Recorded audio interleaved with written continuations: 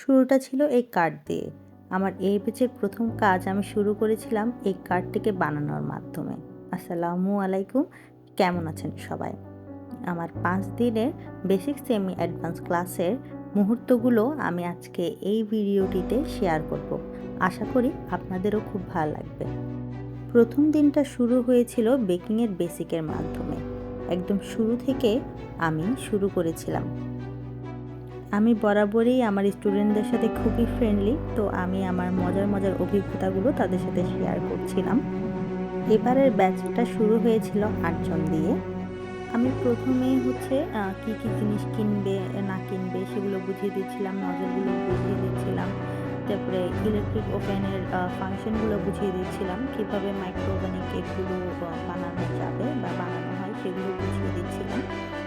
চুলায় বানানোর জন্য গ্যাস ওভেন বা হাঁড়িতে কীভাবে বানাবেন সেগুলো বুঝিয়ে দিচ্ছিলাম। তো এই যে প্রথম দিন আমরা টপার বানানো, তারপরে বিভিন্ন ফিলিংগুলা, তারপরে বাটারস্কচ কেকে যা হয় সেগুলো বানানো শিখেছিলাম। তো আমি অল্প করে সব ধরনের একটু ক্লিপ এখানে অ্যাড করেছি। আসলে 5 দিনের এত বড় ভিডিও এখানে আনানো সম্ভব না। এখানে আমি হোমমেড পাইপিং বেল বানানো দেখাচ্ছিলাম। স্ক্রিনে যাকে দেখছেন আমাকে সাহায্য করছে সে আমার ফ্রেন্ড। আর হোয়াইট কালার ছাড়া আর হোয়াইট কালার সহ একই কালার মিক্স করলে কেমন কালার আসে সেটা আমি দেখাচ্ছিলাম। আর এই তো এখানে আমি ক্রিম বানানো দেখাচ্ছিলাম। একটা জিনিস খেয়াল করেছেন, পুরো স্ক্রিনে কিন্তু আপনারা 7 জনকে দেখবেন। আমার 8 নাম্বার স্টুডেন্টটা গেল কই? আসলে সে আমার ফ্রেন্ড। ওই পুরো সবগুলো ক্লিপ একসাথে আমার জন্য কালেক্ট করেছে। ওকে অনেক বেশি ধন্যবাদ। এখানে সবাই ক্রিম বানানো প্র্যাকটিস করছে। তো লাস্টে আমি টপারগুলো দেখিয়ে দিয়েছিলাম। সেকেন্ড দিন আমাদের কেক বেস মেকিং ডে ছিল, তো স্পঞ্জ কেক দেখাচ্ছিলাম। আমি অনেকগুলো মোল্ডে কেক বেটার নিয়ে নিয়েছিলাম এবং এগুলো ওভেনে দেখিয়েছি। আর কুসুম সহ কীভাবে স্পঞ্জ করতে হয় সেটাও আমি এই ক্লাসে দেখিয়েছি। এবার পাইপিংয়ের কাজ, বাস্কেট নজলের কাজ দেখানো হচ্ছিল।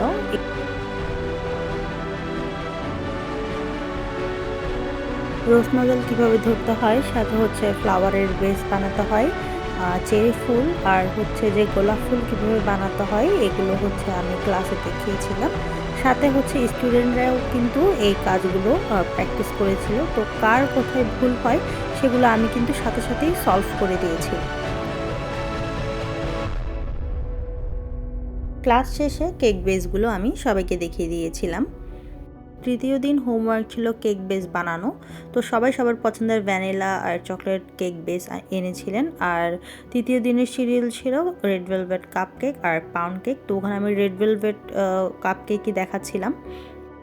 আর সাথে সেদিন আমি কেকের ডেকোরেশনের একটা পার্ট দেখিয়েছিলাম। কীভাবে মোল্ড ছাড়া ডল কেক বানানো যায় সেটাই আমি দেখিয়েছিলাম। চতুর্থ দিন প্র্যাকটিস সেশন ছিল আর ডেকোরেশন ডে ছিল। আমার যতগুলো কেক বেস বানিয়েছিলাম এই দিন আমি ডেকোরেশনগুলো দেখিয়েছিলাম। আর সাথে স্টুডেন্টরা সবাই তাদের কেক বেস যেটা এনেছিলেন সেটা দিয়ে সবার পছন্দ মতো ডেকোরেশন তারা এখানে এই ক্লাসটিতে করেছিলেন। 5টা দিন কীভাবে যে আমার স্টুডেন্টদের সাথে সময়গুলো কেটে গেল আমি আসলে নিজেও জানি না। কত সুন্দর করে সবাই যার কেকগুলো ডেকোরেশন করেছিলেন। আমার খুবই ভালো লেগেছিল ওই মোমেন্টটাতে, যে ওনারা এর আগে কেউই কিন্তু কেক বানাননি। তো সেই হিসেবে এটা আমার জন্য প্রাউড মোমেন্ট ছিল। স্পঞ্জ কেক আমি মেইনলি শিখতে এসেছিলাম, তো আপু অনেক সুন্দর করে বুঝিয়ে দিয়েছে। আর এছাড়াও আরও অনেক কিছু আমরা এখানে শিখেছি, pound cake, red velvet, butter Scotch, এগুলো ওভারঅল সব কিছু মিলে আমার আসলে ক্লাসটা অনেক বেশি ভালো লেগেছে। Thank you. খুবই ভালো লাগছে, খুবই আমার ছোট বোনের কাছে শিখে আমার খুবই ভালো লেগেছে। বড় বোন হিসেবে আমি খুব গর্বিত যে আমার ছোট বোনের কাছে এত ভালো করে কেক শিখতে পেরেছি।